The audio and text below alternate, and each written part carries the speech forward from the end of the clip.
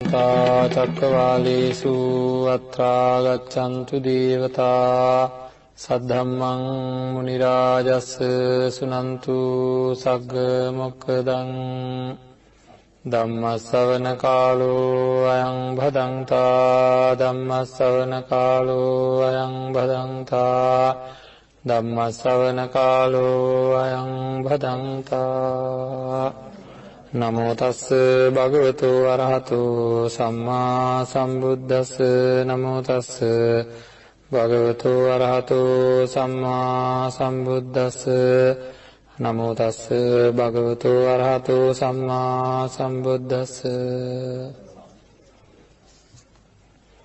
චිත්තේන නීයති ලෝකෝ චිත්තේන පරිකස්සති චිත්තස්ස ඒක ධම්මස්ස සබ්බේ වසමන්වභූති.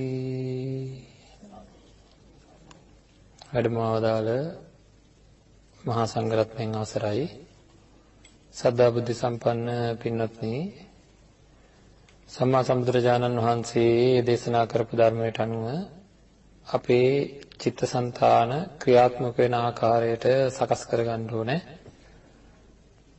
අපේ හිත ලෝකේම බුදුරජාණන් වහන්සේ දේශනා කරනවා එකදු ධර්මයක්වත් දකින්නේ නැහැ කියලා. සිත තරම් එකදු ධර්මයක්වත් දකින්නේ නැහැ කියලා වසඟයට යන, ලෝකයේ වසඟයට යන වෙනත් එකදු ධර්මයක්වත් නැහැ කියලා. ඉතින් ඒ සිත රැක ගන්න කියලා බුදුරජාණන් වහන්සේ හැම වෙලෙම අපිට දේශනා කරලා තියෙනවා.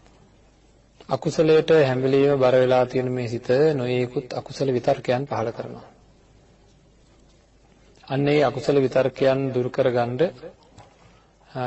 භාවනා කරන කෙනෙක් විදිහට නැත්නම් නිවන් මඟ වඩන කෙනෙක් විදිහට භාවිතා කළ යුතු කාරණා කීපයක් මූලිකව සඳහන් කරලා තියෙනවා. විඩෙන් විඩේ භාවිතා කළ යුතු කාරණා කියලා බුදුරජාණන් වහන්සේ දේශනා කරලා තියෙන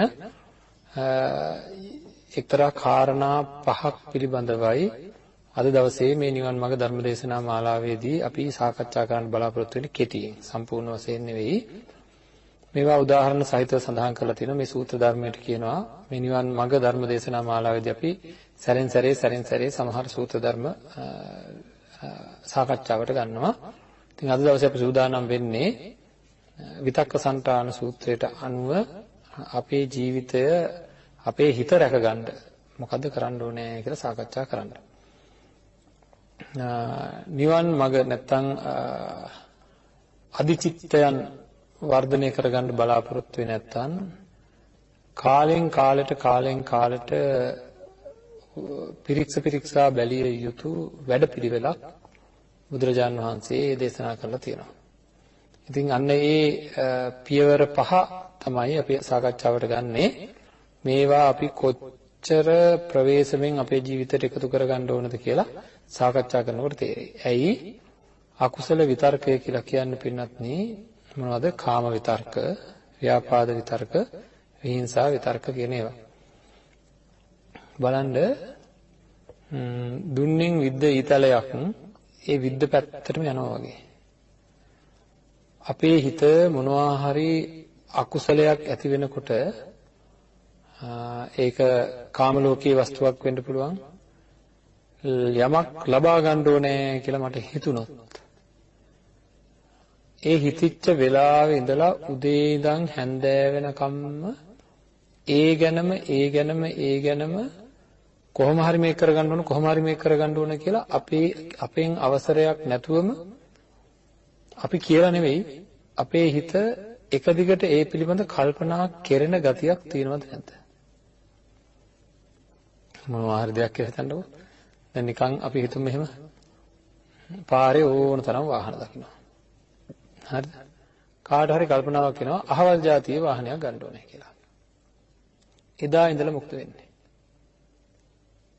ඒ જાතියේ පාරේ ඒ જાතියේ වාහන දකින්න වැඩිද නැද්ද? නේද? ඒ જાතියේ වාහනමයි දකින්නේ.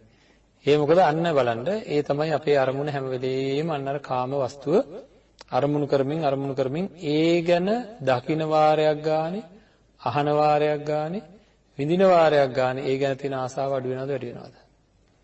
ඉතින් අපේ මේ ධර්ම දේශනා මාලාවේ අරමුණ මේ ලෞකික ජීවිතය ගැන කතා කරන්න නෙවෙයි. ලෞකික ජීවිතයේ ධර්මයේ තුලින් පෝෂණය වෙන අයගේ ලෞකික ජීවිතයේ සාර්ථක වීම කියන එක අතුරුඵලයක්. හරිද? ඒක සිද්ධ වෙන වෙනත් ලාභයක් ඒක. අපි සාකච්ඡා කළ යුතු තියෙන්නේ ලෝභ, ද්වේෂ, මෝහ අඩු කර ගැනීමේ, අකුසල් දුරු කර ගැනීමේ වැඩපිළිවෙල. කාම වස්තුවක් ගැන හරි, තරහක් ගැන හරි, හිංසාකාරී හැඟීමක් ගැන හරි, ගිජුකම් වගේ දේවල්, ගිජුකම්, කෑදරකම්, අසුරුකම් වගේ දේවල් ඒවා පිළිබඳ කැමැත්තෙන් හෝ අකමැත්තෙන් මෙනෙහි කරන වාරයක් ගානේ වැඩි වෙනවද අඩු වෙනවද? එන්න බලාගෙන ඉඳි වැඩි වෙන එක 아무තෙන් කියන්න දෙයක් නැහැ නේද? එන එක නවත්තන්න ඕනද නැද්ද? ඒක නවත්තන්න ඕනද නැද්ද? ඒක නැවතුනේ නැත්නම් අපි අන්තිමට සමහර අය නැවතුනේ මහා විනාශකාරී වැඩ කරලා. පොඩි දෙයක් ගැන අනවශ්‍ය ආසාවක් ඇති වෙච්ච සමහර ඇත්තෝ ඒ ආසාව හේතුවෙන් මව මරපු වෙලාව, පියා මරපු වෙලාව නේද? තමන්ගේ භාර්යාවට දරුවන්ට වහ දුන්න වෙලාව නේද? ඒ පුංචි සියුම් ආසාවල් වර්ධනය වෙලා ගියොත් හරියට වතුර බිඳුව එකතු වෙලා පුංචි ජල පහරක් හැදෙනවා. ජල පහර වල ටික එකතු වෙලා නේද? ඇලක් හැදෙනවා. ඇලවල එකතු වෙලා ගඟක් හැදෙනවා. අන්තිමට ලොකු සැඩ පහරක් හැදෙන්නේ. එතකොට භයානකද නැද්ද? මහා වේගයෙන් ගලාගෙන යන, දරා ගන්න බැරි තරම් වේගයෙන් යන සැඩ පහරක් කියන එක වතුර බිඳුව වලින් හැදිච්ච එකක්ද නැද්ද? ඒ වගේ අපේ එකතු වෙන හැම මොකක් හරි දෙයක් පිළිබඳව එකතු වෙන හැම සිතුවිල්ලක්ම ආදරයෙන් හෝ තරහෙන් හෝ ඊර්ෂ්‍යාවෙන් හෝ ක්‍රෝධයෙන් හෝ වෛරයෙන් හෝ අපි යම්කිසි සිතුවිල්ලක් ගන්නවා නම් ඒ හැම සිතුවිල්ලක්ම මහා ලොකු වේගයක් බවට පත් වෙන දක්වා වර්ධනය විය හැකිද නැද්ද? ඊට පස්සේ ඔක්කොම අමතකයි. ඊට පස්සේ පාලනය කිරීම කියන එක හරියන්නේ නැහැ. එහෙනම් ඒක ලොකු බාධාවක් වෙනවා පින්වත්නි. එහෙම දෙයක් සිද්ධ වීම විශාල බාධාවක් වෙනවා. එකඟ සිතක් ඇති කරගෙන විදර්ශනා වඩන කෙනෙකුට, අධිචිත්තයක් ඇති කර ගැනීමට බලාපොරොත්තු වෙන අයට ඔන්න ඔය පහළට ගලාගෙන යාමේ විතර්කය ලොකු බාධාවක් බවට පත් වෙනවා. ඉතින් එහෙනම් අන්න ඒ වැඩේ නවත්ත ගන්න අපි ලොකු උත්සාහයක් ගන්න ඕනේ. ඒ සඳහා ඇත්තට උත්සාහයක් ගන්නවද දන්නේ නැහැ මේ වෙනකොට. මගේ ළඟ කාම විතර්ක, ව්‍යාපාද විතර්ක, විහිංසාව විතර්ක ඇති වෙනවා. ඉතින් ඒ වුණාට අපි හැම වෙලේම මේකයි කියන්නේ, අපි නිවන් මාර්ග ධර්ම දේශනා මාලාවේදී බලාපොරොත්තු වෙන්නේ ප්‍රායෝගිකව කළ හැකි වැඩපිළිවෙළ ගැන සාකච්ඡා කිරීමයි. ප්‍රායෝගිකව කරන්න පුළුවන් එකක්. අපි හැම වෙලේම බොහෝ පින් කර නිවන් දකින්න කියලා කියනවා. දකිද? නෑ, ඒක හරියන්නේ නෑ. ඒ සඳහා කළ යුත්ත කරන්න ඕනේ. නිර්වාණ අවබෝධය, නිර්වාණ සාක්ෂාත් කර ගැනීම පිළිබඳව යම් කළ යුත්තක් තියෙනවා නම් අන්න ඒ කළ යුත්ත අපි අනිවාර්ය කොට කරන්න ඕනේ. ඒක කරේ නැත්නම් අපේ හිත මේ කෙලෙස් වලින් දහස් කරගන්න පුළුවන්කමක් ඇත්තේම නැහැ. ආයේ ඒක කිසිම කතාවක් නැහැ. හරිද? අන්න ඒක හින්දා අපිට සිද්ධ වෙනවා බුදුරජාණන් වහන්සේ දේශනා කරපු ආකාරයට අපේ හිත රැකගැනීමේ වැඩපිළිවෙලකට යන්න. ඒක සකස් කරන්න ඕන වැඩපිළිවෙලක්. හරි? එතකොට මොනවා හරි දේවල් ගැන අපිට තියෙන ආසාවල්, හැඟීම්, අකුසල හැඟීම් ප්‍රබල නම් මරණාසන්න මොහොතේදී මේකේ තියෙන භයානකම, මරණාසන්න මොහොතේදීත් ඒ අදහස එන්න තියෙන ඉඩකට තියනවද නැද්ද? හරි, නිකන් බලන්නකො අපිට අයිති නැහැ මේ හිත. දවසේ වැඩ ඔක්කොම කරලා නිදා ගන්න යනවා ඇඳට. තනියම හුදකලාව නිදා ගන්න කියලා දැන් නිින්ද යනකම් මොනවද කල්පනා වෙන්නේ? දැන් මොකුත් නැහැ වටේ පිටේ. මොනවද කල්පනා වෙන්නේ? කැමැතිම දේ හෝ අකමැතිම දේද නැද්ද? නේද? බාහිරින් මොකවත් නැති වෙනකොට අපේ හිත කැමැතිම දේ සහ අකමැති දේ ASCII ලගිනවා. ඒ ගැන හැඟීම් පහළ වෙනවා. එහෙම නේද? ලොකු තරහක් තිබුණා නම් ඒ තරහ මතක් වෙනවා. ලොකු ආදරයක් තියෙනවා නම් ආදරේ මතක් වෙනවා. ලොකු ප්‍රශ්නයක් තිබුණා නම් ප්‍රශ්නේ මතක් වෙනවා. නේද? නිදහස් වෙච්ච ගමන්. ඒ වගේ ඇහැ පේන්නේ නැතුව, කන ඇහෙන්නේ නැතුව, එතකොට හුස්ම ගන්න බැරුව, අතපය හොල්ල ගන්න බැරුව ටික මේ ජීවිතයෙන් චුත වෙන්න කිට්ටු වෙනකොට, බාහිරින් එන අරමුණු ඔක්කොම අඩු වෙනකොට මොනවද වෙන්නේ? අන්න කැමැති හෝ අකමැති තැන්වල තදින් හිත ලගින්න පටන් ගන්නවා. ඉතින් අන්න ඒ කැමැත්ත අකමැත්ත කියලා කියන මේ අකුසල වේගය අපේ ඊළඟ භවය සකස් කරනවා. එහෙනම් මගේ ඊළඟ භවය මේ මොහොත වෙනකොට සැකසෙමින් තියනවාද කියලා මේ දැන් බලා ගන්න පුළුවන්. කොහොමද මේ දැන් බලා ගන්න? පොඩ්ඩක් හුදකලා වෙලා ඉන්න. හරි නිදහස් තැනකට ගිහිල්ලා හරි නිදහස් තැනකට ගිහිල්ලා පොඩ්ඩක් හුදකලාව නිදහසේ ඉන්න උත්සාහ කරන්න. ආන්ගේ නිදහසේ ඉන්න හදනකොට ඇතුලෙන් ඇනෙන ඇතුලෙන් තෙරපෙන ඇතුලාන්ත පෙළඹවීම එනවා නම් අනේ මට තව එක සැරයක් දැක් ගන්න නැත්තම් එක සැරයක් අහ ගන්න නැත්තම් එක සැරයක් විඳ ගන්න නැත්තම් කියලා ලෝභී වශයෙන් තණ්හා වශයෙන් එනවා නම් ඒ වගේම මට කවදාකවත් නොදකින්න ඕනේ මං ඉන්න පළාතේවත් එන්න හොඳ නෑ මට නේද කියලා අන්න එහෙම ඒ වගේ තණ්හා වශයෙන් යමක් එනවා නම් හරිද එහෙම තියෙනවද අපි ඒව ගැන හිතන්නෙම නෑ හිතන්නේ ලෝභය අයින් කරගන්න ඕනේ කියලා. උංග ආකය අනිත් පැත්තේ ගැටි ගැටි ඉන්නවා. නේද? මගේ මල ගෙදරටවත් එපා. නේද? මගේ දෑහට පෙහෙන්න එපා. සංසාරේවත් එපා. කිට්ටු වෙන්නවත් එන්න එපා කියලා කට්ටියක් ඉන්නවද නැද්ද? නේද? එහෙම ඉන්නවා මාව කෑවා. නේද? මගේ ජීවිතේ විනාශ කරා. මගේ ජීවිතේ සාර්ථකභාවය නැති කරා. කී සමහර නැන්දම්ම වෙන්න පුළුවන්. සමහර ලේලි වෙන්න පුළුවන්. බෑන වෙන්න පුළුවන්. මාමා වෙන්න පුළුවන්. අල්ලපු ගෙදර කෙනෙක් වෙන්න පුළුවන්, අම්මා වෙන්න පුළුවන්, තාත්තා වෙන්න පුළුවන්, සහෝදරයෙක් වෙන්න පුළුවන්. ඒ වගේ ගැටීම් අපේ හිතේ තියෙනවා නම් ඒක කාගේ වැරද්දක්ද? ඒක අපේ වැරද්දක්. අපි මේ ගැටීම් නැති වෙන විදිහට හදාගත්තේ නැහැ. ඒ ගැටීම් තියාගෙන මැරුණොත් ඒවට ගැළපෙන විදිහට තමයි ඊළඟ භවයේ සකස් වෙන්නේ. හරි කාලියා කියන කතාව එහෙම දන්නව නේද? ඒකින්ද අපි මේවා බැහැර කරගන්න ඕනේ. මේවා භයානකයි, හරි භයානකයි. මේ ගෙවන ජීවිතේත් භයානකයි සංසාර ජීවිතේට භයානකයි. ඒකින්ද මහා අකුසලයන් තියෙනවා නම් ඒ අකුසලයන් වහාම නැති කරගන්නට අදාළ මෙනෙහි කිරීමට යන්න ඕනේ. හරිද? අදාළ මෙනෙහි කිරීමට යන්න ඕනේ. ඒ මොකද මේ අකුසලයේ Tamanට දකින්න පුළුවන් දැන් ටිකක් නිස්සද්ද වෙලා දැන් ටිකක් නිශ්චල දැනකට ගිහිල්ලා මේ මොහොතේ මේක ඇතුලේ ඇති වෙන සැකසීමයි ඔය කියන තණ්හාව තමයි අපිට දැනෙනවා. තණ්හාව දැනෙන්නේ නැද්ද? නේද? කෑමක් දැක්කම නොකා ඉන්න බැරි නම් මොකද්ද? කෑමක් දැකලා නොකා ඉන්න බැරිකම තියෙනවා නම් මොකද්ද? තණ්හාව හඳුනා ගන්න ඕනේ. නේද? ඊයේ දැකපු කෙනාව අද දකින්න නැතුව ඉන්න බැරිකමක් තියෙනවා නම් මොකද්ද? තණ්හාව. නේද? 10 පාරක් 15ක් අහපු ගීතයක් අහන්න නැතුව ඉන්න බැරිකමක් තියෙනවා නම් මොකද්ද? ඇසීමේ ආසාවෙන් පෙළෙනවා නම් මොකද්ද? තණ්හාව. හරි. ලැබපු ස්පර්ශයක් ඕන තරම් ලැබලා තියෙන ස්පර්ශයක් නොලබා ඉන්න බැරිකමක් තියෙනවා නම් මොකද්ද? තණ්හාව. නේද? රූප තණ්හා, සද්ද තණ්හා, ගන්ධ තණ්හා, රස තණ්හා, ස්පර්ශ තණ්හා සහ ධම්ම තණ්හා කියලා කියන්නේ මේ තණ්හාව. ඒවා නැවත ගැනීමේ අදහස. ඉතින් ඒක කොයි වෙලාවේද මෙතනම තියෙනවද නැද්ද? පැත්තකටලා බලා ගන්න තියෙනවද කියලා. දරුවෝ දකින්න තු ඉන්න බැයි නම් මොකද්ද? ඔව්වා කියනකොට මාත් එක හරීම කේන්ති. හාමුදුරුවෝ අපේ සාමාන්‍ය ජීවිතේ නවත්තන්න යන්නේ. ඔව් නවත්තන්න තමයි තියන්නේ. දරුවෝ දකින්න එපා කියලා අපි කවදාකවත් කියන්නේ නැහැ. දරුවෝ දකින්න නැතුව ඉන්න බැරිකමක් තියෙනවා නම් නේද? ඒක අකුසලයක්ද කුසලයක්ද? ඔව්වට උත්තර දෙන්නේ නේද? දරුවෝ දකින්න නැතුව ඉන්න බැරිකමක් තියෙනවා. තමන්ව දැවෙනවා නම් පිච්චෙනවා නම් රත් වෙනවා නම් ඒක අකුසලයක් ලොකු අකුසලයක් ඒක. ඇයි කොයි මොහොතේ අපිට මේ සියල්ල නැති වෙයිද කියලා කියන්න බෑ.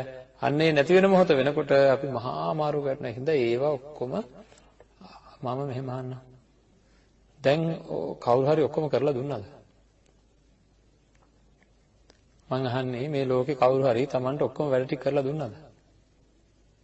හැමදේම සම්පාදනය කරලා සුවසේ මලක් වගේ තිබ්බද? අම්මා තිබ්බද එහෙම අපිව? පුංචි කාලේ තාත්තා නෑ. අපි ළමයින් මෙහෙම තිබ්බද? නෑ එහෙම තියන්න බෑ. නේද? මාව මලක් වගේ හැම වෙලේම මගේ ඔක්කොම ටික කරලා කවුරුවත් දෙන්නේ නැහැ. ඒකින්ද අනිත් හැමෝම ආත්මාර්ථකාමීව වැඩ කරාද නැද්ද? තමන්ගේ වැඩේ කරගන්න කවුරුත් බැලුවද නැද්ද? නේද? එහෙනම් මාත් මොකද කරගන්න ඕන? අනිත් අය මත රඳා පැවතිලා ජීවත් වෙලා හරියන්නේ නැහැ. මාත් මොකද කරගන්න ඕනේ? මගේ නිදහස, මගේ විමුක්තිය, මගේ පිරිසුදු බව, මගේ හිත පිරිසුදු කරගෙන නේද මගේ සංසාරගත ජීවිතය විනාශ නොකරගෙන ඉන්න ඕනද නැද්ද? කාගේ හරි නපුරු වචනයක් ඇති මගේ සසර විනාශ කරන්න. කාගේ හරි නපුරු ක්‍රියාවක් ඇති මගේ සසර විනාශ කරන්න. සමහර කට්ටිය පොලාපයින්නවා වාගේ කරපු කියපු දේවල් හිතේ තියාගෙන අපේ නේද මාස ගණන් අවුරුදු ගානක් පරම්පරා ගානක් එහා කරපු දේවල් හිතේ තියාගෙන තාමත් දකින්නකොට මොකද කරන්නේ? පුපුරනවද නැද්ද? ඈතින් දැක්කත් පුපුරනවා. දකින්න ඕනෙත් නෑ. නේද? මේ වචනේ නම ඇහුනොත් ඉවරයි. තනිය පුපුරනවා මෙහි. අපරාධේ. සමහරව තරහකාරයෝ පැත්ත පලාතක නෑ. රටෙත් නෑ. හැබැයි මෙයා මෙහි මතක් කර පුපුරනවා. අපරාධේ. නේද? ඒක මරණයෙන්වත් ජය ගන්න හම්බෙන්නේ නැහැ Tamanට. Tamanව නිවැරදි කරගත්තේ නැත්තම්. ඉතින් ඒ ඔක්කොම අයින් කරන්න ක්‍රමයක් සම්බුද්ධ ශාසනයේ සම්මා සම්බුදුරජාණන් වහන්සේ දේශනා කරලා තියෙනවා. ඒක අපි උපරිම කොට උත්සාහයක් දරන්න ඕනේ. උපරිම කොට උත්සාහයක් දරන්න ඕනේ. මේක කරන්න බැරි දෙයක් නෙවෙයි. කොච්චර ප්‍රායෝගිකද කියලා බලන්න මේ සාකච්ඡා කරනකොට තේරෙයි. ඉදිරියේදී අපි සතර කමඨහන සාකච්ඡා කරනවා ආසන්නම දිනකදී මේ නිවන් මාර්ග දේශනාවේදී. ඉතින් මේ කියන කාරණාවලට ඒ සතර කමඨහන ආදී අපිට ඕන වෙනවා. හරි? ඒකින්ද මේ මූල ධර්ම පොඩ්ඩක් අපි තේරුම් ගමු. එතකොට අපි ආය මේවා කතා කරනවා. හැබැයි කාලෙන් කාලයට. දැන් මේ ලොකු කොටයක් අරගෙන ඒ කොටේට ලොකු ඇණයක් ගහලා තියෙනවා. මම මේ ඇණේ ගලවන්න හදනවා. අතින් හොල්ලනවා හෙල්ලෙන්නේවත් නැහැ. හරිද? එහෙම කොටයකට තදින් ගහලා තියෙන ඇණයක් ගලවන එක ලේසිද? හැබැයි මගේ ළඟ පුංචි ඇණයක් තියෙනවා. මා ළඟ තියෙන පුංචි ඇණයක් අර ඇණේ ගොඩක් ලොකුයි. අර ලොකු ඇණේ වටේට ටික තට්ටු දැම්මා. ලොකු ඇණේ වටේට මම මා ළඟ තියෙන පොඩි ඇණේ මම තට්ටු කරනවා. හරි. තට්ටු කර වෙලාවක මේක හෙල්ලෙන්න පුළුවන්ද බෑද? නේද? ආන් ඒ වගේ බුදුරජාණන් වහන්සේ දේශනා කරලා තිනවා අපේ හිතේ ඇනිලා තියෙන අකුසලය අර ලොකු ඇණේ වගේ. හරි. අපිට තියෙන කුසලය අර චූටි ඇණේ වගේ නම් මොකද කරන්න කියන්නේ? පොඩි ඇණෙන් කෝකටත් තට්ටුව දානවා ටික බෑ කියලා දන්නවා. හරි. සමහර කෙනෙකුට අධික රාගයක් හින්දා ලොකු අකුසලයක් තියෙනවා. නමුත් එයාට තියෙන අදහස මේ මනුස්ස ශරීර ගඳයි අප්පා කියලා. හරිද? මනුස්ස ශරීර ගඳයි පිළිකුලයි කියන පොඩි අදහසක් තියෙනවා. නමුත් අධිකව යම්කිසි රාගයකින් බැඳලා ඉන්නවා කියලා හිතන්නකො. මෙයා මොකද කරන්න ඕන? අන්න තමන් රාගයෙන් බැඳුන ශරීරය අරගෙන මනසින් එහි තියෙන පිළිකුල දුගඳ බෑ කියලා හිතෙන්නෙම නෑ සුවයි සුන්දරයි ප්‍රියයි මధుරයි කියලාම හිතෙන්නේ. ඒ තමයි එහෙම හිතන එක ලෝභය. ඒක මොකද්ද? අර කොටේට ගහලා තියෙන ලොකු ඇනේ. හරි. මගේ ළඟ තියෙන ඇනේ මොකද්ද? මට ඒ වුණාට අර කොච්චර ප්‍රියයි සුන්දරයි මధుරයි කිව්වොත් නිකන් නේද ගඳයි අප්‍රසන්නයි කියලා එක පොඩි එකක් තියෙනවා. දැන් මම මොකද කරන්නේ? අන්න අර පොඩි එක මෙනෙහි කරනවා.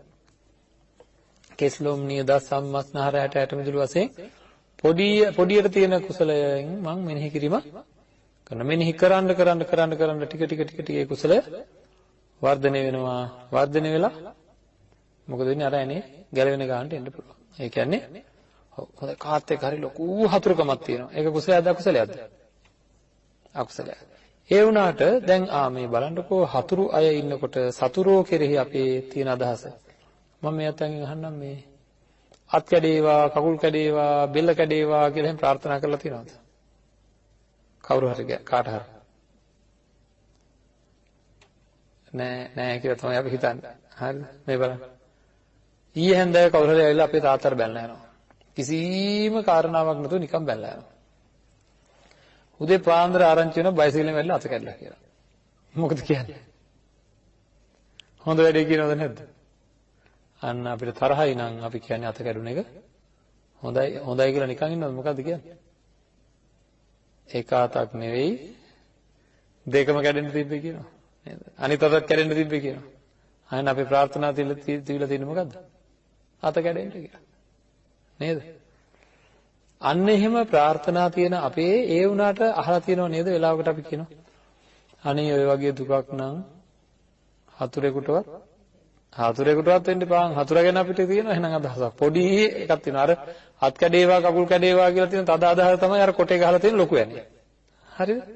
හතුරෙකුටවත් වෙන්න එපා කියලා තියෙන අපේ කුසලය තමයි ඒක තමයි චූටි යන්නේ. මොකද කරන්නේ? දුක් ගැන මෙනෙහි කරනවා. මේ දුක් හතුරෙකුටවත් වෙන්න එපා කියලා දැන් අපි මෛත්‍රී භාවනාව ගැන කියන දෙනකොට මේක කියලා දෙනවා. බලන්න එතකොට ඔන්න අපිට හොඳට වැටහෙන්න පටන් ගන්නවා මේ කාරණාව. හරිද? මොකද ක්‍රමානුකූලව ටික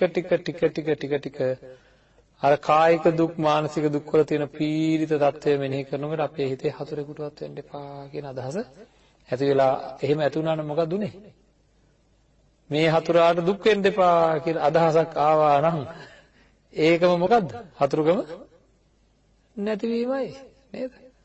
හතුරුකම නැති වෙන හින්දානේ හතුරෙකුටවත් වෙන්න එපා කියලා ප්‍රාර්ථනා වෙන්නේ අපි අතින්. එහෙනම් එතන හතුරුකම නැති වුණා වෙනවා. ඉතින් අන්න ඒ වගේ ක්‍රමානුකූලව අපේ තුල තියෙන දැඩි අකුසල් තියෙනවා නම් අන්න ඒ අකුසල් චූටි කුසලය නැවත මෙනෙහි කරනකොට මොකද වෙන්නේ? ඒ කුසලය වැඩෙනවා. ඒ කුසලය වර්ධනය වෙනවා කියලා කියන්නේ අර අකුසලය යටපත් කරගන්න පුළුවන්කමක් තියෙනවා. ඕක තමයි පළවෙනි ක්‍රමය. ඒක හිතලා කරන්න ඕනේ. හිතලා කරන්න ඕන වැඩක්. ඒක හරි අමාරු වැඩක්. ලේසි නෑ. තරහකාරයට මෛත්‍රී කරන එක ලේසිද? නේද? අධික රාගයකින් මත් වෙලා ඉන්න කෙනෙකුට ඒ රාගයට අරමුණු වෙච්ච ශරීරය පිළිබඳ පිළිකුල මෙනෙහි කරන එක ලේසිද? නෑ. ඒක වෙන්නේ නෑ. හරි අමාරුයි. හරිද? ඒ වගේ බොහෝ දේවල් එහෙම අමාරුයි. ඊර්ෂ්‍යාවෙන් පෙළෙන කෙනෙකුට හරි ඊර්ෂ්‍යාවෙන් ගේ දැක්කහම අනිත් අයගේ දියුණුව දැක්කහම සමහර අයට ඉතින් මූණෙන් හංග ගන්න ලොකු උත්සාහයක් ගන්නවා ඊර්ෂ්‍යා නෑ කියලා. මොකද වෙන්නේ උනාට? මූණෙන්ම ඔක්කොම ටික පේනවා නේද? සමහරවල්ලාට නොයේකුත් හැසිරීම වෙනවා. අනිත් අය කරදර කරන හැටි අනුන්ගේ දියුණුව දැක සතුටු වෙන්න බැරි කෙනෙකුට අනුන්ගේ දියුණුව දැක සතුටු වෙන්න එක ලේසිද? ඉතින් ඒවට මරණය මෙනෙහි කරන්න ඕනේ. ඒ බොහෝ දේවල් වලින් ඒක සකස් කරගන්න පුළුවන්. අන්න එහෙම තියෙන කුසලයකින් මේක සකස් කරගත යුතු වෙනවා. හරිද? අපිට දැනට තියෙන කුසල ධර්මයකින් මේක සකස් කරගන්න ඒ කුසලය වැඩි වෙන විදිහට මෙනෙහි කරන්න ඕන. අර අකුසලය වැඩි වෙන විදිහට මෙනෙහි කරන්නේ නැතුව. අන්න ඒක තමයි බුදුරජාණන් වහන්සේ දේශනා කරේ. අර ලොකු ඇනේට පොඩි ඇනේකින් තට්ටු කරලා ගලවනවා වාගේ Tamanට තියෙන පුංචි කුසල ධර්මයෙන් අර ලොකු අකුසල ධර්මය අයින් වෙන විදිහට Taman මෙනෙහි කරන්න ඕනේ. ඉතින් බලන්න පොඩ්ඩක් ප්‍රායෝගිකව හිතලා මම මේක කරලා තියෙනවද දන්නේ නැහැ. නේද? මතක තියාගෙන කරන්න ඕනේ. ඉතින් අර අපිට හරිය අමාරු මේක ඇයි? අකුසලයේ නැගෙනකොට පින්වත්නි අපේ චිත්තසංතානවල අකුසලයේ නැගෙනකොට ඒ නැගෙන අකුසලය හින්දා අපිට ඔය කරන්න ඕන වැඩේ සම්පූර්ණයෙන් අමතක වෙනවා. ඒක අකුසලයේ ස්වභාවය. හරි? ඒ නැගෙන අකුසලයේ හින්දා ඒ කරන්න ඕන වැඩේ සම්පූර්ණයෙන් අමතක වෙනවා. ඒක තමයි එතකොට අකුසලයේම අපි මත් වෙලා වගේ න අකුසලයේ කියන්නේ මත් වෙන එකක්. අර සිහිය නැති වෙන එකක්. ඇත්ත වැහෙන එකක්. හිත නොසන්සුන් වෙන එකක්. පාපේහි බය නැති වෙන එකක්. පාපේහි ලැජ්ජාව නැති වෙන එකක්. හරිද? ඒ වගේ බොහෝ ගුණාංග තියෙනවා. හොඳ ගුණාංග ඒවා අකුසලයේ තියෙන නේද? ඉතින් ඒ කියන්නේ අපේ හිත වහනවා, ආවරණය කරනවා. ඉතින් ඒකින්ද ඒ වෙලාවට හරි අමාරුයි. කලින් හොඳ අදිෂ්ඨාන අරගෙන තියාගන්න ඕන. කලින් මේක නැగిලා එන විදිහට හදාගෙන තියාගන්න ඕන. අකුසල එනකොටම ඔන්න එනවා. අනිත් පැත්තට මෙනෙහි කරන්න ඕන දැන් ඉතින්. නැත්තම් මේක තව වර්ධනය වුණොත් මොකුත් කරන්න හම්බෙන්නේ නෑ කියලා තමන්ගේ පැත්තෙන් හැම නිමේෂයකම එන්න ක්‍රියාත්මක භාවයට යන්න දෙන හැම අකුසල ධර්මයක්ම තමන්ගේ පැත්තෙන් එන්න නොදී නවත්වා ගැනෙන හැටියට නැවත් වෙන විදිහට අපි ඒක හදලා තියාගන්න ඕනේ. හරි? ඒකට මොකද කරන්න ඕනේ? මේ විදිහට නොකරපු එකේ තියෙන ආදීනවයන් මේ විදිහට යන්නම් වාලේ අපි අකුසල් වලට යන්න හරිනවා. බලන්නකො පැත්තකට වෙලා නේද මොන හරි හිතුණාට පස්සේ මොකද කියන්නේ? උදේම හිතුනොත් මොකක් හරි කරන්න ඕනේ නැත්නම් මට හවල් දෙය ලබා ගන්න ඕනේ කියලා සති ගණන් මාස ගණන් ඕක ගැන ඔට්ටු වෙවි ඉන්නවද නැද්ද? නේද? අහවල් දෙය නොවිය යුත්තක් මේ ලෝකේ කියලා හිතුනොත් එහෙම අහවලාගෙන් පරිගන්න ඕනේ කියලා හිතුනොත් සති ගණන් මාස ගණන් ඔකත් එක්ක ඔට්ටු වෙවි ඉන්නවද නැද්ද? සමහර ඔය හරියට පරිගන්න අය, හරියට අනිත් අයට අනවින කරන අය, ඊර්ෂ්‍යා ක්‍රෝධ වලින් පීඩිත වෙලා ඉන්න අය ඒ අය දන්නේ නැහැ එයාලා කොච්චර දුක් විඳිනවද කියලා. මොකද කියන්නේ? නේද? ඊර්ෂ්‍යා ක්‍රෝධ වෛර ආදී දේවල් වලින් අන් අයට හිංසා කිරීමේ අදහසින් ජීවත් වෙන අය දන්නේ නැහැ ඉස්සෙල්ලාම හිංසා වෙලා තියෙන කාටද? Tamanට හැම වෙලේම විදවනවා හැම වෙලේම විදවනවා නින්දයන්නේ නැහැ. සමහර අය කියනවානේ මට ඔය ඕකට වාඩුව ගන්න අරගෙන මට මැරුණත් කමක් නැහැ කියනවා. නේද? මට කරපු දෙයට අපේ තාත්තට කරපු දෙයට මට නේද මෙහෙම කරලත් මැරුණත් කමක් නැහැ කියනවා. මැරෙන්න ඉස්සෙල්ලා මේක කරන්න ඕන කියනවා. හැම රැයක්ම ගත වෙන්නේ අර ප්‍රාර්ථනාවෙන්. ඒ වගේමයි කාම සම්පත්තියනත්. හැම රැයක්ම ගත වෙන්නේ සමහර නැත්තන්ගේ නොලබාගත් දේවල් ලබා ගැනීමේ බලාපොරොත්තු වෙලා ඉන දේවල් ලබා ගැනීමේ ආසාවෙන්. එතකොට ඉතින් හරි ලොකු දුකකින් ඉන්නේ. ලොකු දුකකින් හැමදේම ඉන්නේ. මෙන්න මේ තියෙන දුක්ඛිත ස්වභාවයන් අයින් කරගන්න ඔය වගේ උපක්‍රම පාවිච්චි කරන්න ඕනේ. බුදුරජාණන් වහන්සේ දේශනා කරපු හිත පිරිසිදු කරගන්න මේ උපක්‍රම භාවිතා නොකළහොත් තමන්ව දන්නේම නැතුව ලොකු දුක් ඇති වෙන තැන්වලට ස්වභාවයකට හිතේ අර අකුසල් වැඩෙනවා. ඒකින්ද ඒක අපි ලොකු වගකීමකින් සිද්ධ කරන්න ඕන දෙයක්. එහෙනම් දැන් අපි මොකද්ද කළ යුතු තියෙන්නේ? අකුසලයක් නැගෙනකොට කුසලයක් මෙනෙහි කර කර මොනවද තරහක් ඇති වෙනකොට මොකද්ද? පොඩි මෛත්‍රියෙන් පටන් අරන් මෙනෙහි කරන්න ඕනේ. එතකොට රාගයක් ඇති වෙනකොට අසුබය. ඊළඟ නිත්‍ය හැඟීමක් ඇති වෙලා මට මේ ඔක්කොම හැමදාම තියාගන්න ඕනේ කියලා අදහසක් ඇති වෙනකොට මරණය. වෙනත් බොහෝ බොළඳ අකුසල් ඇති වෙනකොට බුද්ධානුස්සතිය බුදුරජාණන් වහන්සේ ගැන මෙනෙහි කිරීම. ඒ වගේ එක එක දැන් මේ ලෝකයේ හරි රසාස්වාදය තියෙනවා කියලා හිතෙනකොට Tamanට හිතිලා ඒ පැත්තට හිත ඇදිලා යනකොට ආදීනව මෙනෙහි කරනවා. මේ ලෝකය මට ඕන හැටියට තියාගන්න පුළුවන් කියලා දැනනකොට අනාත්ම සංඥාව මෙනෙහි කරනවා. හරි? ඒ විදිහට කලින් මෙනෙහි කරලා තමන්ගේ චිත්තසංතානයෙන් ඒ අදහස් ප්‍රබලව දැන් තරහක් ඇති වෙනකොටම මෛත්‍රිය ඇති වෙන විදිහට අපේ හිත සකස් කරගන්න ඕනේ. ඒක අපි සතර කමඨහන ගැන සාකච්ඡා කරද්දී කියනවා. ඒතකොට දැන් එහෙමනම් ඒ අපි හැම වෙලේම දැන් බලන්නේ මට දැනට තියෙන පොඩි කුසලයක් හරි ඒ අකුසලයට ප්‍රතිවිරුද්ධ කුසලයක් හරි මෙනෙහි කර මම මේ දේ කරන්න ඕනේ කියලා දැන් අදිෂ්ඨානයක් ගන්න ඕනේ. හරිද? ඕක කරොත් හරියටම හරියයිද? ඕකෙන් විතරක් හරියයිද? බුදුරජාණන් වහන්සේ අපේ හිත ගැන හොඳටම දන්නවා. ඔන්න පළවෙනි පියවර ඔය විදිහට කරපුවාම සමහර විට සාර්ථක වෙනවා. සමහර විට ඔය ඇනේ ගැලවෙන්නේ නැහැ. හරි? සමහර විට අර පොඩි ඇනේ ලොකු ඇනේ ගලව ගන්න පුළුවන්. සමහර විට ගැලවෙන්නේ නැහැ. අන්න එහෙම වුණොත් ඊළඟට මොකද්ද කරන්නේ කියලා දේශනා කරනවා. ඊළඟට කරන දේ තමයි ආදීනව මෙනෙහි කරන්න කියනවා. මේ අකුසලයේ නැగిලා යම් කිසි ක්‍රියාත්මක භාවයකට ගියොත් මට සිද්ධ වෙන දේ කියලා මෙනෙහි කරන්න කියනවා. ඉතින් හිත දැන් අපි ආනාපාන සතියේ භාවනාව ගැන කතා කරා. හිත එකඟ භාවයේ තියෙන වටිනාකම කතා කරා. ඒ කතා කරපු ඇත්තන්ට තේරෙනවා මේ හිත රැක ගන්නම ඕනේ කියලා. දැන් අපිට සමහර දේවල් ලොකු දේවල් නෙවෙයි පින්නත්. ඒ කියන්නේ දැන් මම උදාහරණයක් විදිහට කියන්නම්. දරුවෙක් කෙරෙහි තියෙන ලොකු ආදරයක් තියෙනවා කියලා හිතන්න කෙනෙක් දරුවෙක් හරි කාගෙන හරි ලොකු ආදරයක් තියෙනවා.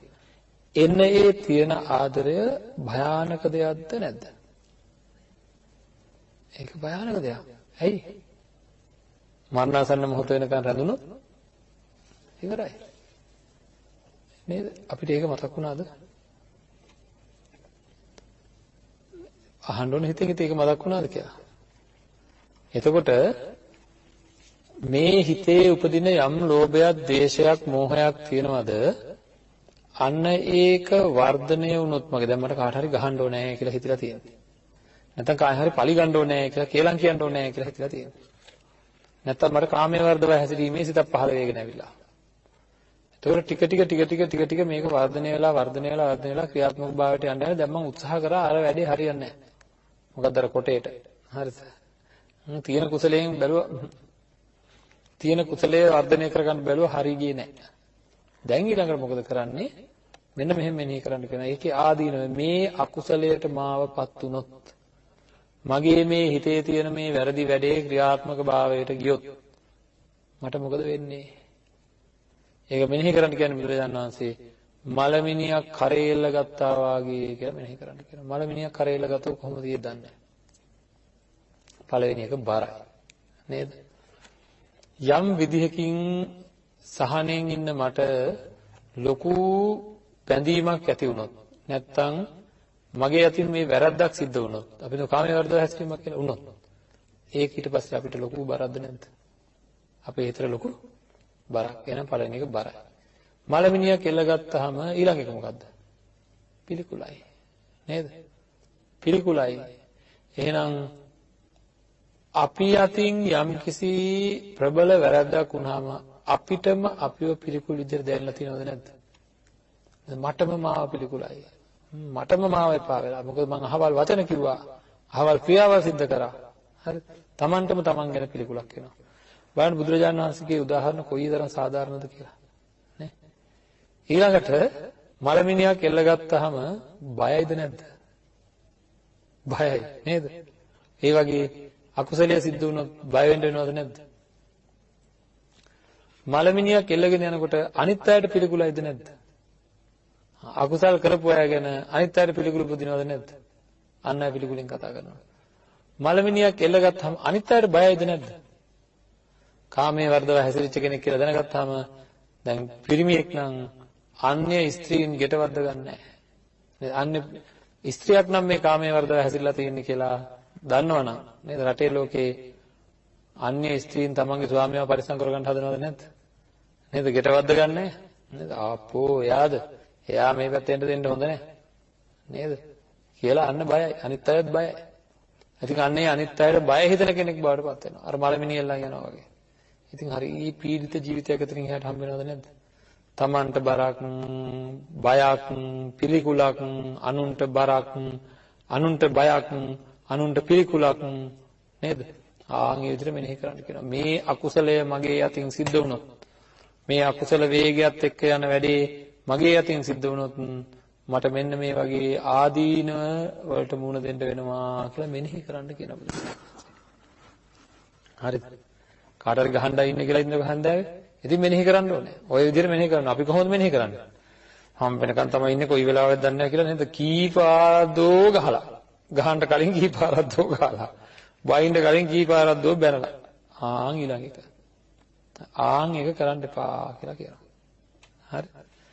ආදීනව මෙනෙහි කර කර බලනවා. දැන් ඉස්සෙල්ලාම අර අකුසලයට කුසලයෙන් ප්‍රහාර දීලා බලනවා. ඇනේ ලොකු ඇනේ ගැලවුන්නේ නැහැ. ඊළඟට ওই විදිහට ආදීනව මෙනෙහි කරලා බලනවා. මොකක්ද ඒක? මලමිනියක් කරේල ගත්තා වගේ කියලා. පුළුවන් තරම් ඒක සිද්ධ වුණොත් මට වෙන හානිය කියලා මෙනෙහි කළ බලනවා. ඒත් හරි ගියේ.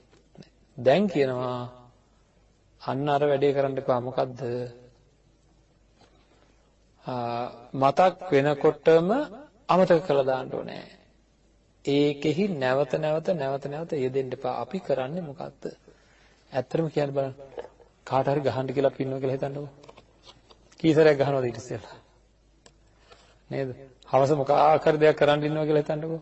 දැන් ලෝභය පැත්තෙන් බලමුකෝ. අපි කොහේ හරි මොන හරි දෙයක් ගන්න හිතාගෙන දැන් අපි හිතමුකෝ අහවල් වාණ්ඩය ගෙදෙට්ට ගේන්න දැඩි ලෝභයක් ඇති වෙලා මට. ගන්නත් බෑ ඉතින්. වාහනයක් කියලා හිතන්නකෝ. කී සැරයක් ගන්නවද? නේද? කී සැරයක් හිතෙන් ඒක අරගෙන යනකොට අනිත් අය මෙහෙම කියනවා හරිද? අහවල් තැන යනවා කී අරගෙන දැඩි ලෝභයක් ඇති වෙන විදිහට විතර්ක පහල කරනවා නේද? ආන් ඒක කරන්න එපා කියනවා. මතක් වෙනකොටම අමතක කරලා දාන්න කියනවා. හරි ඒ අවස්ථාවටපත් වුනහම මට ලැබෙන දැන් සමහර අය මෙහෙමනේ කාට හරි ඉන්නකො මම මේ ටික කියන්නම්. මේක කියනවා හොඳට කියලා ඕම මෙනෙහි කරනවා දැන් තරහෙන්. මෙනෙහි කරලා යාම මෙනෙහි කරනවා. ඒක කිව්වොත් මට මෙහෙම කියයි. හරි. මෙහෙම කිව්වොත් මම මෙහෙම කියනවා. මෙහෙම කිව්වොත් මෙහෙම කියනවා. ඔය විදිහට ඇතුලෙන් මහ යුද්ධයක්ද නැද්ද? කියන එකටත් උත්තර හොයනවා දැම්මම. ආන් ඒක කරන්න එපා කියනවා. හරි. ඉතින් අන්න ඒක තමයි තුන්වෙනි පියවර. ඒක හරියට මෙන්න මෙහෙම. මම මෙහෙම ඇහෙන් බලනකොට මට මේ රූප වෙනවා. හදිස්සිය මම හැපියා ගත්තොත් ඒක පේන්නේ නැතු යනවා. නේද? ආන්ගේ වගේ අපේ හිතට ඉඩ දෙන්න එපා කියලා කියනවා. අර සිද්ධියත් එක්ක අකුසලයෙන් මං ලබා ගන්න යන ඉලක්කය ගැන මෙනෙහි කරන්නේ නැතුව ඉන්න කියලා කියනවා. ඒක විශේෂයෙන් අපි ඔක ද්වේෂපැත්ත, රාගපැත්ත වගේ විතරක් නෙවෙයි, ලෝභය ආදිය ගැනත් නේද? දැන් මං කියවනේ අකුසලයේ විතර හඳුනා ගන්න ඕන. දරුවන්ට තියෙන ආදරය පවා, බැඳීම පවා නේද? සමහරට තියෙන එක මාන්න අධික දේවල් පවා අකුසල. කවුරු හිතනවා මගේ தත්ත්වය රැක ගන්න ඕනේ, අපේ තාත්තගේ தත්ත්වය, අපේ සීයාගේ தත්ත්වය කිය මෙනෙහි කරනවා නේද?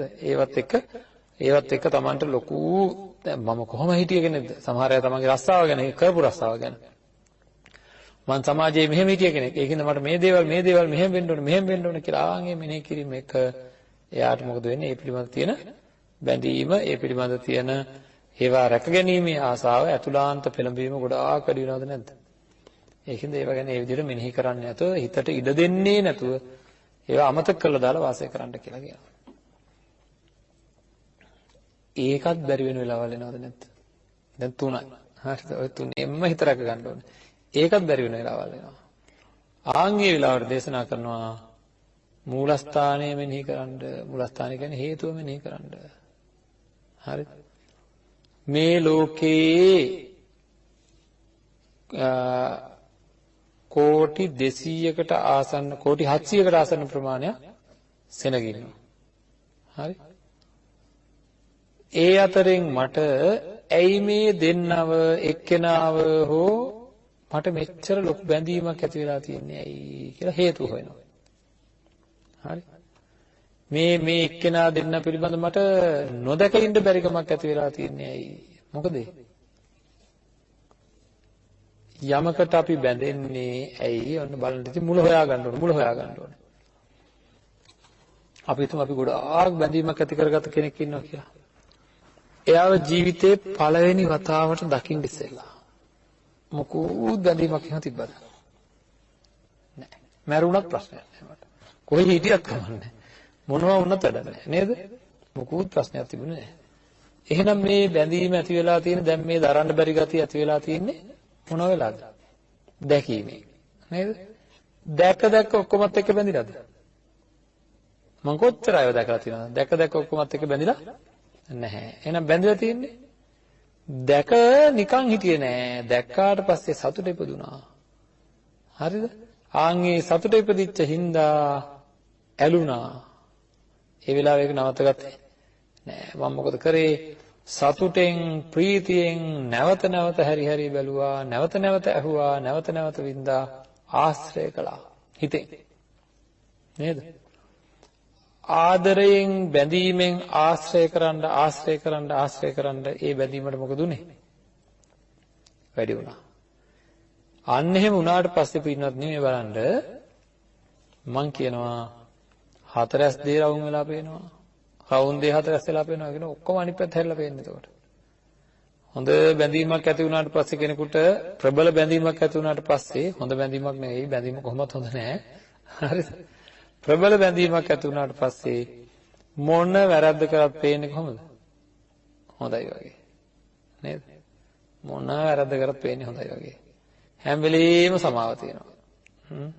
හැම වෙලෙම මොන දේ කරත් ඒක හරි පැත්තට අර්ථ දක්වනවා.